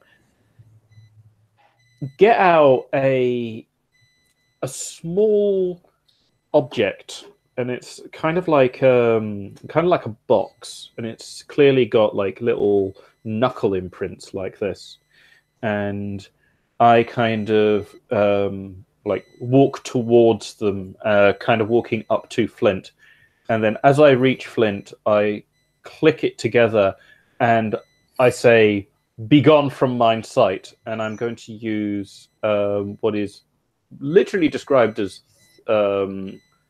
where is it? As thunderclap.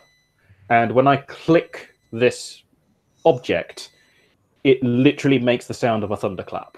And just over there, one of the dudes just boom. He's got to take a Constitution saving throw. I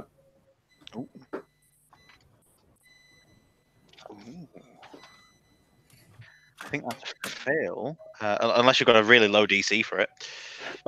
My save DC is 14. Yes, that is a fail. Okay, in that case, it'll be taking D6 damage. And that is a 6. So that's 6 thunder damage. 6 thunder damage. Yeah. Contrary to what a monster manual might tell you, this thunder damage booms down the tower and manages to get one of the zombies to explode open, guts going everywhere, and it collapses down into its own mess and starts sliding down. As it's doing so, some of the guts start to wriggle on the floor. Okay, I've just made a Palangelin, guys, where you're on your own. I'm gonna start running. I'm gonna use the rest of my move to run down the corridor. Good luck. No, I'm not seriously doing that. I'm leaving it be. No, I'm staying with Flint. I've got the feeling that if he survives, I'll survive. I'm good. All right. The zombies continuously march up this tower slope, finding it difficult to do so. They are slow going, so they are only 10 feet closer. So they're 20 feet away from Flint and Gamut. Soben, you had the highest initiative. You see loads of people charging down. If you were to go down there, you've got no source of light. You won't be able to see what's going on. But you know something's happening. Okay. Well, I guess I will stay in the back, and I've got some torches and tinderbox. I'll go ahead and light up a torch while I'm to give myself a little light so I can see what's going on. Okay. It'll unfortunately be an action to be able to Sure. take out a torch, light it. So as you get down, you move close to Flint, and as you get there, the edge of your torchlight shows these gaunt, blank stares from decaying faces moving towards you. The sound of their weapons scraping along the floor, getting drowned out by these moans, these voices trying to escape from decaying throats. And now it's Flint's turn. Okay, so instead, as obviously level 5, you get bonus things. I've taken on a feat instead of bonus. I've taken on the Warcaster feat, so I don't need to sheathe my weapons to do the semantics of various spells. So he's kind of, your divine focus, and it's set into your shield. Got your shield out. You're good. Yeah. So he's going to kind of point his warhammer at the closest one and sort of go, "By the name of Clangeddon Silverbeard, die, foul beast!" And will cast Sacred Flame kind of through his warhammer. So I think they need to make a dexterity saving throw. 13. As they're zombies, I kind of thought that they wouldn't have the best dexterity. So. Yes. I mean, what? No, they've got amazing dexterity. The most dexterous monsters in the game, obviously, you know. So that 18 becomes a 16. That 17 becomes a 15. That 8 is a 6. That 9 is a 7. What's the DC? 13.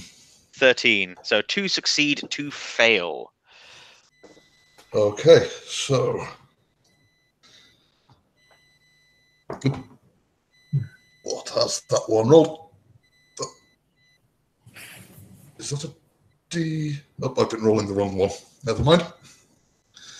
Where's my D8 gone? It's gone here somewhere. There's the bastarding thing. Right. My apologies. 3, and that is a 4. So some of them take a full 7 damage, and one of them, and the ones that succeeded take a full 7 damage. The ones that failed take half. So I'm not sure whether you round that up or round that down from 3.5. Yes. I'm assuming the other way around. The ones that succeeded take half damage, and the ones the ones that succeeded take half damage, and the ones that failed take full 7. That would be the assumption, anyway. But all right. The force of your god flying forth from your hammer. Again, seems to be this realization, this light appearing in their eyes. And they are taken aback, taking 1 step back, 2 steps back, and then charge forward towards you. And they smash headlong into your warhammer, one after another, seemingly driven crazy by the idea that they themselves are this dishonorable undead. Seems the light of your god is awakening them. When they splatter into your warhammer, you notice on the end there is a small worm creature crawling upwards, which then leaps towards you.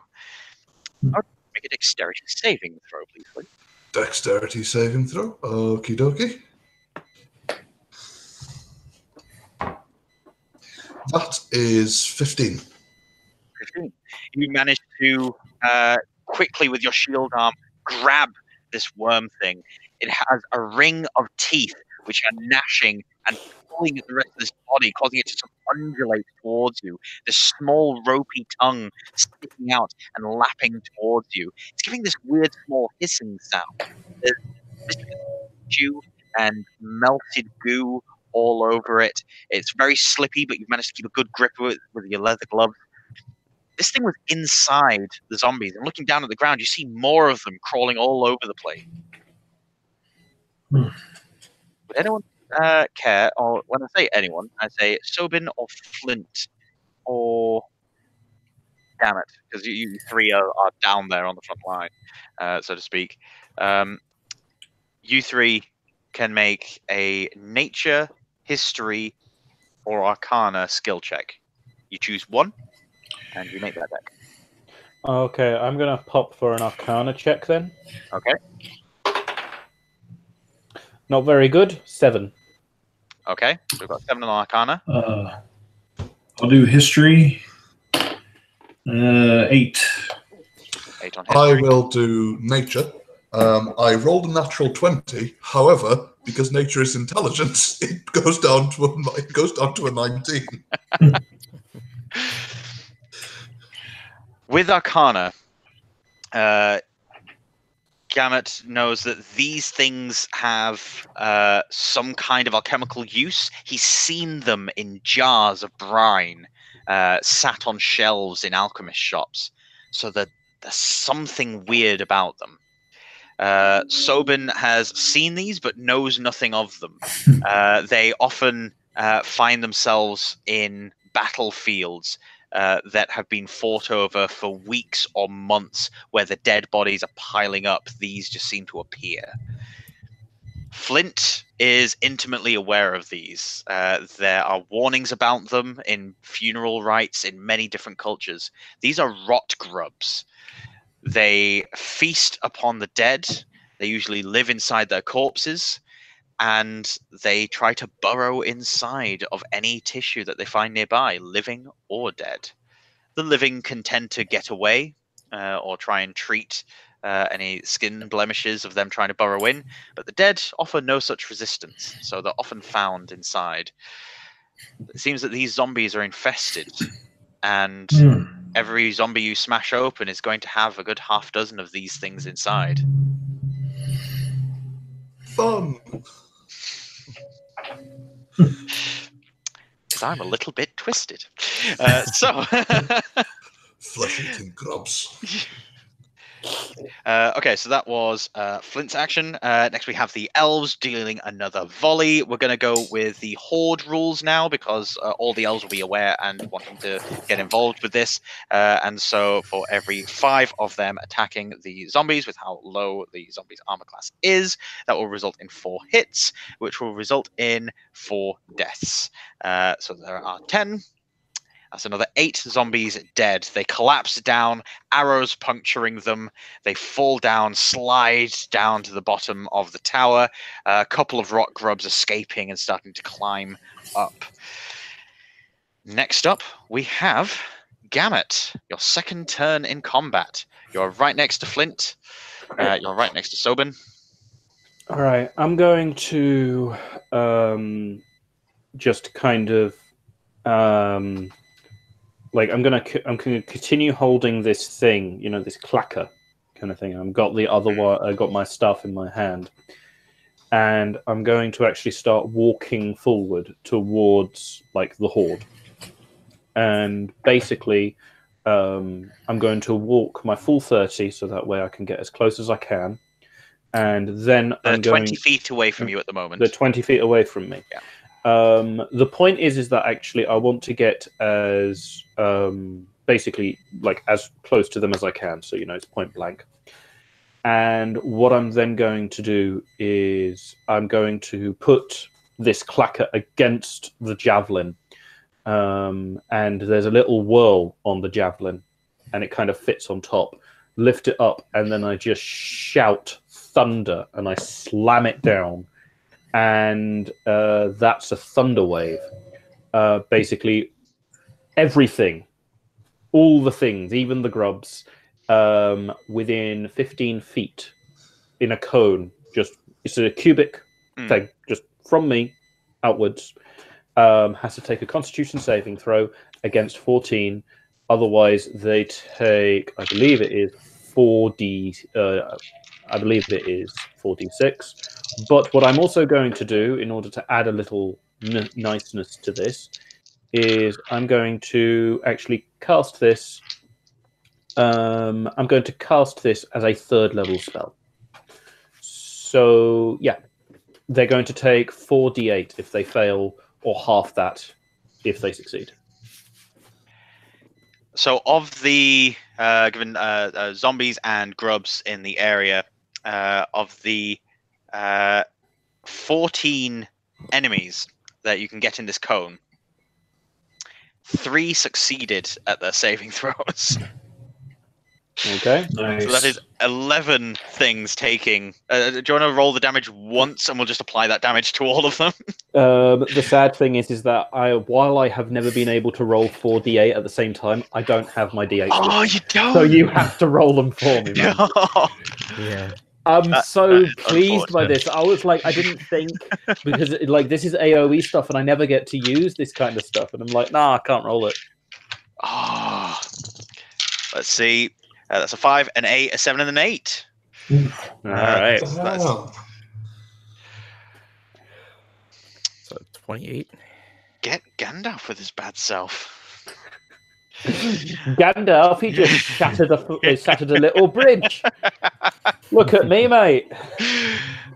The zombies and the grubs within them and the loose grubs crawling up the tower fly backwards, striking against the foot of this tower, splattering. While you can just barely see them, you see this explosion of liquid, bones, bits of skin flying out all over the place. The grubs erupting and bursting, their tongues pulling their bodies inside out as they fly away from you down to the base of this tower. When did this become Doom Megalopolis, man? This has gone anime as hell. As the booming echo recedes from the tower, disappearing into its cadence, there is but the single solitary grub left in Flint's hand. What do you want to do with it, Flint? Oh, that is a very good question. I am going to cast Inflict Wounds on it because I'm... What a cruel man you are. Because in my studies, I don't like these because of how many I've had to deal with how many he's had to deal with. Right.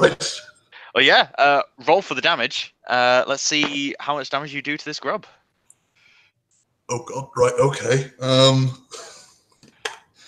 How much? Where's my? It's a My D10 D10 per has got spell. somewhere. There it is. 1, 5. That is 8, and that is 6. So that is Bless you. 5 had 8 had 6. That's 19 damage. Squeezing it and inflicting magical damage to it. When you open your hand, it almost smolders with the smiting it just had. It is a husk, nothing more. He'll just throw it over his shoulder and go, right, that's dealt with. Anyone fancy going deeper? The elves look at each other, look towards all of you, and the one from the Tackentire clan, the ones that are a bit more loose. Yeah, I'm with them. The Edells, however, stand haughtily at the top. We will catch up. We wish to count our supplies, make sure that we're prepared rather than running headlong, heedlessly into the dark.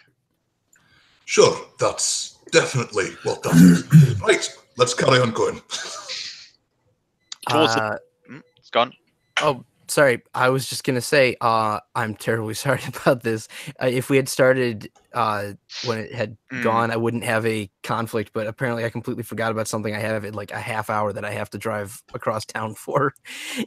That is absolutely fine. I'm so sorry. No, it's quite all right because we were supposed to end around this time. What we will do is. I think I sent you the character sheet at first. I don't know if it came through as a blank PDF. Sometimes it does that instead of an actual thing. If you have it and can play him, please feel free. If not, I guess make him up. You know, he's got a 20 charisma. That's all you got to know. I think because I checked. Yeah, sometimes it has come up. okay. I will put this up to everyone else then. Do we want to carry on for another half hour or so? Or do we want to wrap up there? What's everyone else's schedule's like, because we did start late, and I apologize for that. Yeah, I'm so sorry. It would have worked out, but I gotta fly. Quite all right. Like now. Yeah. So, Well, what we'll do then, obviously, is we'll say goodbye to you just now. Thank you very much for playing. Oh, thank you so much. It was so incredible. And having a lot of fun. I wish I could stick around longer. All right. Well, you have fun with whatever it is that you're doing. Thank you very much. Thank you. Good night, everybody. Yep. Take care, Orvis. So what is everyone else wanting to do? I'm happy to continue playing if everyone else is. Yeah, I'm good. Laith? Oh, you're muted. Yeah, I'm mute. I know how to do this, internet thing, innit? Honestly, dude. Honestly, guys. My sniffles has been getting progressively worse over the last hour or so. Like before, I was usually thing, but now I'm just sitting there going. So, like, if it's all right, could we like reschedule for another time? Because honestly, I'm loving the hell out of playing this game, and I want to play again. I am all for that. What we'll do is we'll call an end to this stream for the convention, but we'll get together. We'll arrange another time for this, and we'll conclude the adventure at that point. Then, as it's all sounds like a plan. Fantastic. Cool. Thank you to everyone that has joined us in watching the stream. Please donate everything that you can to the good cause that ConPlus is raising money for. Thank you very much for joining us all. And from all of us, good night. Good night, guys. Night. Thanks.